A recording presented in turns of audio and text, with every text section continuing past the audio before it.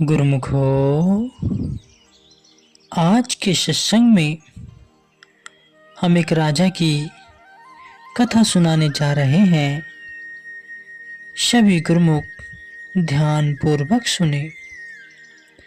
एक राजा का लड़का अभी बाल्यकाल में ही था कि उसे देखकर एक जोशी ने कहा कि राजन, आपका पुत्र एक महान त्यागी संत होगा।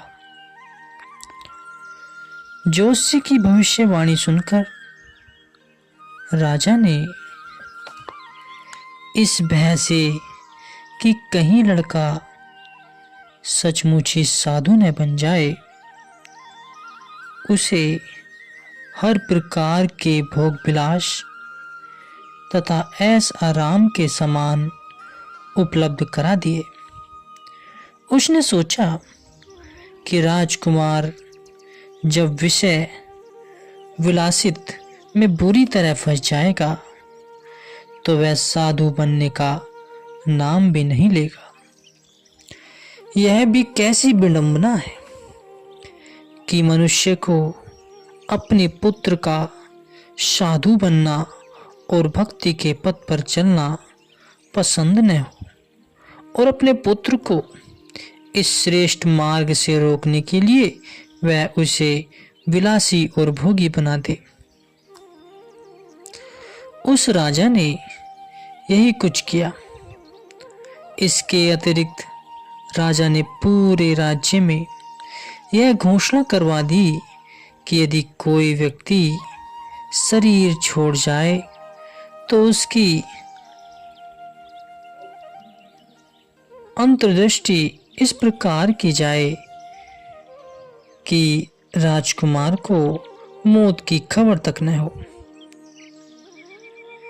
जब राजा की मृत्यु हुई तो उसकी अंतिम क्रिया भी इस प्रकार से ही की गई कि राजकुमार को पिता की मृत्यु का पता न चले। राजकुमार के बार बार पूछने पर उसे यह कहकर टाल दिया जाता कि राजा तीर्थ यात्रा पर गए। एक दिन बड़े धूमधाम से राजकुमार की सवारी निकली, जिसमें अनेकों सुसज्जित घोड़े, रथ और पैदल सैनिक सम्मिलित थे। अनेक अनेक प्रकार के बाजे बज रहे थे। मध्य में राजकुमार बहुमूल्य वस्त्र पहने राजसी ठाट बाट के साथ एक सुसज्जित हाथी पर सवार था। मार्ग के दोनों ओर लोगों की भीड़ एकत्र हुई थी और राजकुमार के जय घोष से आकाश गूंज रहा था। एक सवारी के आगे चल रहा एक अधिकारी गिरकर मर गया। उसके मरने से वहां एकदम भीड़ लग गई, जिससे सवारी रुक गई। भीड़ में शोर सा मच गया। वास्तविकता का पता लगाने के लिए राजकुमार स्वयं हाथी से नीचे उतरा और उस स्थान की ओर बढ़ गया जहां वह अधिकारी गिरा पड़ा था। राजकुमार को देखकर सब एक ओर हो गए। वहां पहुंचकर उसने क्या देखा कि एक व्यक्ति बीच मार्ग में गिरा पड़ा है और उसी के कारण सवारी रुकी हुई है। राजकुमार ने अपने मंत्री को आदेश दिया, इसे शीघ्र खड़ा होने और आगे बढ़ने के लिए कहो। मंत्री एक संतोषी पुरुष था। उसको जोशी की भविष्यवाणी याद आ गई।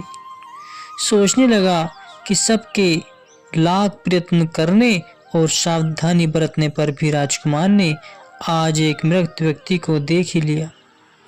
शायद जोशी की भविष्यवाणी सत्य सिद्ध होने का समय आ गया है। यह सोचकर उसने उत्तर दिया, यह व्यक्ति अब खत्म हो चुका है, मर चुका है, इसलिए अब यह चलने फिरने में असमर्थ है। राजकुमार, अरे भाई, कैसी बातें कर रहे हो? इसमें क्या खत्म हो गया है? क्या मर गया है? हाथ, पैर, सिर, पेट, आंख, कान सभी कुछ तो मौजूद है, फिर इसमें क्या मर गया?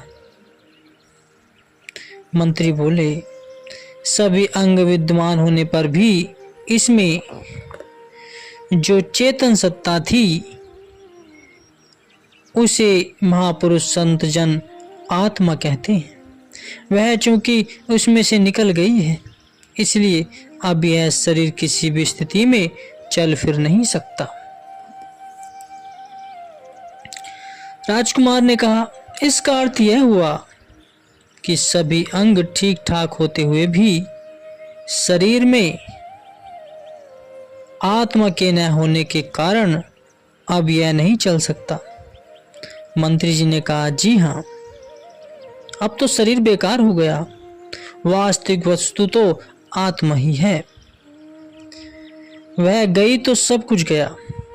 अब तो यह पंच भौतिक जड़ शरीर ही शेष रह गया है, जो आत्मा के बिना निर्जीव, निष्प्राण और क्रियाहीन है। शरीर के निर्जीव हो जाने पर ही कहा जाता है कि व्यक्ति मर गया है। राजकुमार ने कहा, तो क्या सभी लोगों के साथ ऐसा होता है? क्या सभी मरते हैं? मंत्री जी ने कहा, जी हाँ, जिसने भी इस संसार में जन्म लिया है वह एक दिन अवश्य ही मरता है। यह प्रकृति का विधान है, नियम है। राजकुमार ने कहा, अच्छा, अब इस मरे हुए व्यक्ति का क्या करोगे? मंत्री जी ने कहा, इसे अग्नि के हवाले कर देंगे, इसे जला देंगे। राजकुमार ने कहा, तो क्या मेरे इस शरीर से भी एक दिन आत्मा निकल जाएगी? और तब क्या मेरे शरीर को भी अग्नि की भेंट कर देंगे? मंत्री ने कहा, वह तो सबके साथ ऐसा ही होता है। शरीर को या तो अग्नि की भेंट कर देते हैं या फिर धरती में दफन कर देते हैं। राजकुमार, इसका अभिप्राय यह हुआ कि मेरे इस शरीर की सत्ता तभी तक है जब तक इसमें आत्मा विद्यमान है। उसके निकल जाने पर यह शरीर निष्प्राण हो जाएगा। मंत्री जी ने कहा, जी हाँ, वास्तविक वस्तु तो आत्मा ही है। राजकुमार, जब यह शरीर जड़ है और इसकी सत्ता आत्मा के कारण में ही है तथा आत्मा ही वास्तविक वस्तु है, तो इसका अर्थ यह हुआ कि मेरा वास्तविक स्वरूप आत्मा है। यह जड़ शरीर नहीं है। मैं वास्तव में आत्मा हूँ। यह नश्वर एवं जड़ शरीर नहीं है। जब ऐसा है तो फिर इस जड़ और नश्वर शरीर के लिए इतने ठाट बाट और आडंबर की क्या आवश्यकता है? मैं तो अब इस आत्म तत्व की ही खोज करूंगा जो कि मेरे वास्तविक स्वरूप है। यह कहकर उसने अपने राजस्वी वस्त्र उतार दिए और साधु हो गया। उसने पूर्ण सद्गुरु की शरण ग्रहण करके उनसे आत्मज्ञान की प्राप्ति की और आत्म साक्षात्कार करके अपना जन्म सफल किया। मनुष्य अज्ञानवशी अनात्म देह को अपना वास्तविक रूप मानने लग जाता है और इस असत्य शरीर को सत्य समझकर इसमें आसक्त हो जाता है तथा इसी के पालन पोषण और सजाने संवारने को ही अपना वास्तविक कार्य अथवा उद्देश्य समझने लग जाता है। मनुष्य का यह अज्ञान जनित देहाभ्यास ही सबके दुखों और जन्म मरण के संबंध का कारण है। जब तक मनुष्य के इस अज्ञान की निवृत्ति नहीं होती तब तक वह सुखी नहीं हो सकता। महापुरुषों के ज्ञानोपदेश से ही मनुष्य के अज्ञान का नाश होता है और उसे वास्तविकता का पता चलता है। महापुरुष तो स्पष्ट कहते हैं कि हे मनुष्य, तू वास्तव में शरीर नहीं प्रत्युक्त आत्मा है। और परमात्मा का अंश है।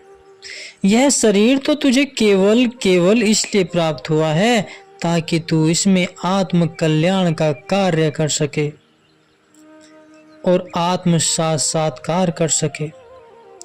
यह शरीर तो एक प्रकार से तेरा नौकर है और तू इसका मालिक है, किंतु अज्ञान वस्तु इस वास्तविकता को भूलकर और स्वयं को शरीर मानकर इसकी सेवा में अर्थात इसको खिलाने पिलाने सजाने संवारने तथा हष्ट पुष्ट बनाने में लग गया है। अपनी इस भूल को दूर कर और अपने वास्तविक स्वरूप को पहचान। कहते हैं कि एक राजकुमार अपने एक नौकर के प्यार में ऐसा दीवाना हो गया कि वह नौकर के इशारों पर नाचने लगा। नौकर जो कुछ भी कहता वह तुरंत करने को तैयार हो जाता। नौकर से अपनी सेवा करवाने की अपेक्षा वह उल्टा उसी की सेवा करने में लगा रहता था। वह बात धीरे धीरे राजा तक पहुंच गई कि राजकुमार अज्ञानवश एक नौकर के मुंह में फंसकर उस नौकर की सेवा चाकरी करने लग गया है। राजा ने राजकुमार को बहुत समझाया, परंतु उस पर राजा के समझाने का तनक भी प्रभाव नहीं पड़ा। अंत एक मंत्री ने राजकुमार को सन्मार्ग पर लाने का बीड़ा उठाया। एक दिन वह मंत्री ऐसे समय राजकुमार के पास पहुंचा जब वह नौकर की सेवा में लगा हुआ था। मंत्री ने उसे संबोधित करते हुए कहा कि हे राजकुमार, यह क्या कर रहे हो? राजकुमार होकर, मालिक होकर नौकर की सेवा में लगे हुए हो। अपनी श्रेष्ठता को समझो और इस नौकर से अपनी सेवा का काम लो। किंतु राजकुमार पर तो अज्ञान का आवरण चढ़ा हुआ था, इसलिए उसने उत्तर दिया, यह मुझे प्राणों से भी प्यारा है। इसमें और मुझ में कोई अंतर नहीं है, हम दोनों एक ही जान हैं। यह सुनकर मंत्री पहले तो अवाक रह गए, चौंक गए, परंतु फिर उसने सोचा कि इस तरह राजकुमार नहीं मानेगा, इसलिए किसी अन्य युक्ति से काम लेना चाहिए। एक दिन वह राजा से परामर्श करके राजकुमार को पड़ोसी राज्य में ले गए। उस राजा ने राजकुमार का बड़ा आदर सत्कार किया। उस राजा का भी एक लड़का था जो राजकुमार का समवयस्क था, अतः दोनों में मित्रता हो गई। दोनों मिलकर सारा दिन घूमते फिरते रहे। जिधर से वे निकलते नौकर चाकर हाथ जोड़कर खड़े हो जाते और दोनों ही जय जयकारा करते। जितने दिन राजकुमार वहां रहा, नौकर चाकर हर पल उनकी सेवा में लगे रहे। अपना और इस देश के राजपुत्र का ऐसा मान सम्मान देखकर उसकी आंखें खुल गईं। मंत्री ने भी उचित अवसर देखकर राजकुमार से कहा, आपने अपनी हस्ती को पहचाना, आप भी इसी तरह ही राजा के पुत्र हैं। राजकुमार को अपनी श्रेष्ठता का बोध हुआ, ज्ञान हुआ और उस दिन से वह नौकर का झूठा प्यार छोड़कर अपनी सहज अवस्था में आ गया और उस नौकर से अपनी सेवा का काम लेने लग गया। यह तो एक दृष्टांत है गुरुमुखो। अब इस पर तनिक गहराई से विचार कीजिए कि यह जीव भी वास्तव में आत्मा है और उस परमपिता परमात्मा का अंश है। यह मनुष्य शरीर तो उसे केवल इसलिए प्राप्त हुआ है कि वह उससे अपना काम ले, अर्थात परमात्मा साक्षात्कार करे। आत्मा की हस्ती तो शरीर से बहुत ऊंची है, परंतु माया के धोखे में आकर जीव अपनी हस्ती को भूल गया है और शरीर से सेवा लेने की अपेक्षा शरीर की सेवा चाकरी में लग गया है।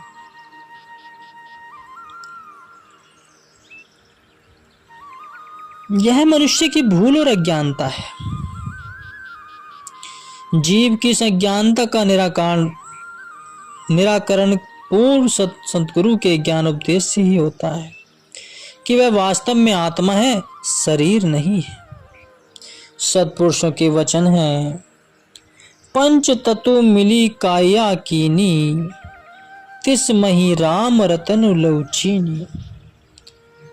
आत्म राम राम है आत्म, हरि पाइये सब दे विचार आए। यह शरीर 5 तत्वों के मिश्रण से बना हुआ है। इसमें परमात्मा की विद्वानता को पहचानो। आत्मा ही परमात्मा है और परमात्मा ही आत्मा है। इस तथ्य की सूझबूझ सद्गुरु के शब्द अर्थात ज्ञान से ही होती है। महापुरुषों के ज्ञान उपदेश से जब जीव को वास्तविकता का बोध हो जाता है, तब वह अपने को शरीर न समझकर एक पृथक सत्ता मानने लग जाता है।